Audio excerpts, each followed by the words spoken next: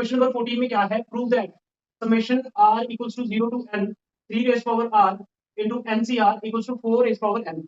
देखो अब इसको जब भी प्रूव दैट वाला पूछना है, या तो आप लेफ्ट हैंड साइड को सॉल्व करो, सॉल्व करते करते जो राइट हैंड साइड में गिवन है उसके पास ले जाओ, या फिर क्या करो, राइट हैंड साइड को सॉल्व करो, सॉल्व करते करते किसी तरह से लेफ्ट हैंड साइड के पास पहुंचो।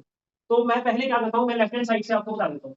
तो हेयर जो लेफ्ट हैंड साइड है वो लिख रहा हूँ स्टेप 1 में, वो क्या है, समेशन, समेशन या सिग्मा बोलेंगे इसको, इसका मतलब है प्लस प्लस के साइन लगाने, ये चीज लिखिए।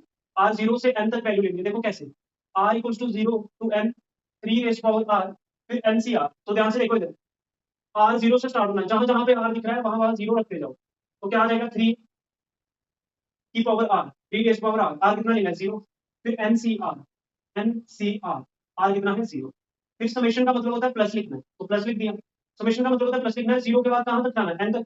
अब 0 के बाद काउंटिंग में 1 आता है, तो 3 की पावर कितना आएगा, 1, फिर ncr, r कितना लेना है, 1।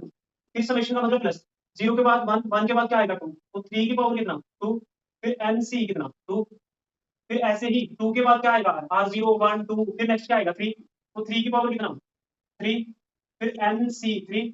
इस तरह से चलता जाएगा, लास्ट में क्या आएगा, 3 की पावर n, क्योंकि लास्ट में r0 से लेके n तक रखेंगे, तो 3 की पावर n, और अगर ncr की जगह भी n हो जाएगा, ncn। अब इसको ध्यान से देखो, क्या ये थोड़ा ऐसे नहीं दिख रहा, 1 प्लस एक्स की पावर n वाला पद, देखो ऐसे नहीं होता था, इधर देखना, इधर 1 plus X raise power n, इसमें जब बाइनोमियल थ्योरम लगती थी तो इसमें आता था nc0, फिर x की पावर 0, फिर प्लस nc1, फिर x की पावर 1 प्लस, है ना, इस तरह से चलता जाता था, फिर nc2, फिर x की पावर 2 प्लस, इस तरह से चलता जाएगा, फिर ncn, x की पावर n। दिख रहा है ये 1 plus X raise power n, yes sir. Yes sir. ठीक है।